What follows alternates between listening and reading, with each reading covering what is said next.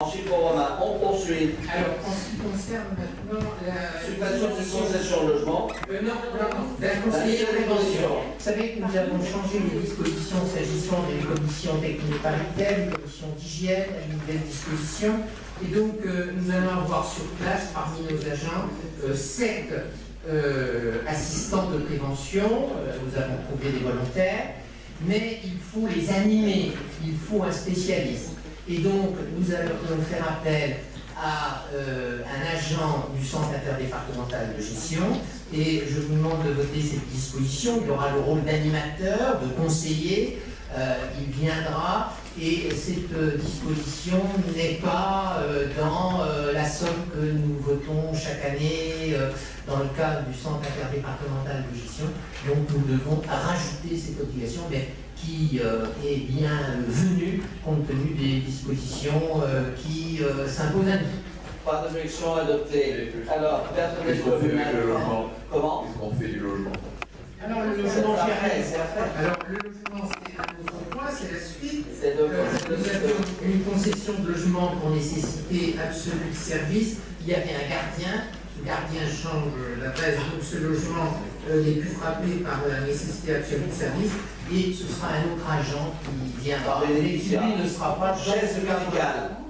Voilà. Pas d'objection adoptée. Philippe Liégeois, alors, que dit le SIAP? Alors, le SIAP refonte de la file biologique de la station d'Acher.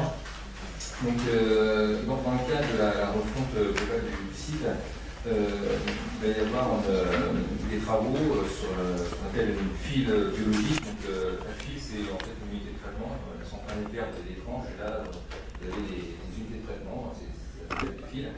L'objectif, c'est de respecter la fameuse DCE, c'est la directive cadre sur l'eau, qui en fait a, pour faire court comme objectif, d'avoir zéro impact sur le fleuve.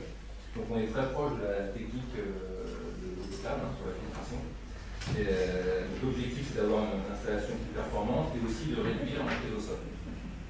Donc, conformément au Code de l'environnement, le projet de refonte est soumis à une étude d'impact en fait publique et autorisation au titre de la loi sur l'eau et des milieux aquatiques et autorisation d'exploiter au titre des ICPE, installations classées pour l'environnement. Donc là, on a une technique qui est, comme je disais, très proche de l'eau potable, c'est plutôt des nanofiltrations.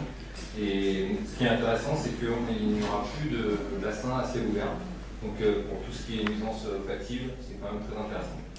Et concernant l'emprise au sol, on va réduire de 300 hectares la partie qui est située à l'ouest, qui sera restituée à la ville de Paris, certainement pour le port autonome de Paris.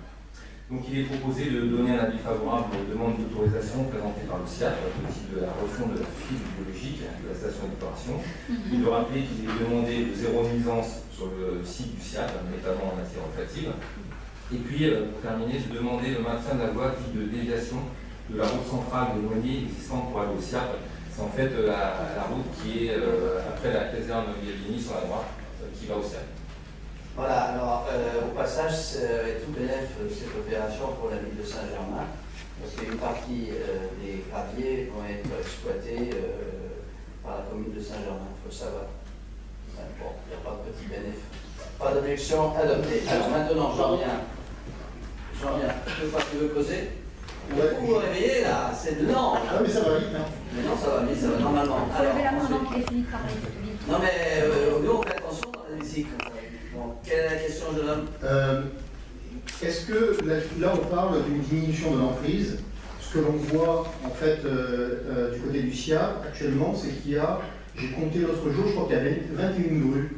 Oui, bah c'est Comment est-ce qu'on peut parler d'une diminution de l'emprise et d'une restitution de terrain alors qu'il y a 21 grues? Mais non, parce qu'on regroupe tous les documents, tous les bâtiments vont être regroupés là où sont les grues et le reste c'est rendu. Et le reste c'est notamment la lavande et les anciens champs d'épandage qui étaient, et qu'on regroupe tous sur un site. Les bassins de déplantation, les bassins, c'est... Voilà. Bien. Allez, alors... Et donc la friche industrielle, elle va être rendue propre. On va exploiter les graviers. Voilà. Bien. Et il n'y a pas Donc de en fait, friche. on va troquer une zone d'assainissement en une carrière d'exploitation de Oui, et ensuite on reconstitue. C'est ce qui est prévu aux RIF. Bien. Alors maintenant, j'en viens aux modifications des statuts, je vous explique ça en quelques mots, ça a déjà été expliqué en communauté de communes. L'idée est la suivante, nous allons fusionner dans une grosse interco à 340 000 habitants. Mais nos petits camarades aux alentours nous disent vos compétences facultatives que vous avez sur l'aviron, sur l'espace jeunesse, sur la rue de possession, on ne peut pas en entendre parler, sur la prévention de rue également. Donc nous allons, sur les transports scolaires qui viennent de passer d'ailleurs à la région dans la dernière modification de la loi NOTRe. Donc ce qui va se passer, c'est que nous devons continuer à gérer entre les deux villes. Donc nous reprenons ces compétences pour les faire sortir, parce qu'on va, à partir du 1er janvier, dans l'état actuel des choses, on procède par fusion.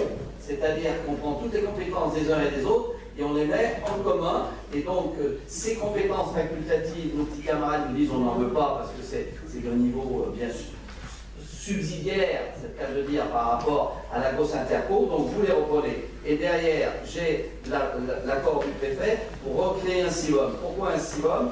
Parce qu'il faut qu'on développe avec Ménil plus de coopération et d'utilisation. L'avantage d'un CIVOM, c'est qu'on va pouvoir se rencontrer à date régulière, entre élus des deux villes, que nous n'allons pas faire au niveau de l'Interco. Je vous rappelle qu'au niveau de l'Interco, Ménil sera représenté, la grosse, par un élu et nous 5. Et que du coup, les gens de l'opposition au bout de la table, si vous n'êtes pas dans la majorité, vous ne saurez même pas ce qui se passe entre les deux villes. Vous ne serez même pas dans l'Interco. Donc l'avantage en termes de proximité, c'est d'avoir un CIVOM derrière, de récupérer les compétences et de poursuivre notre coopération bilatérale avec Ménil et en la faisant féconder. Pas d'objection, adopté.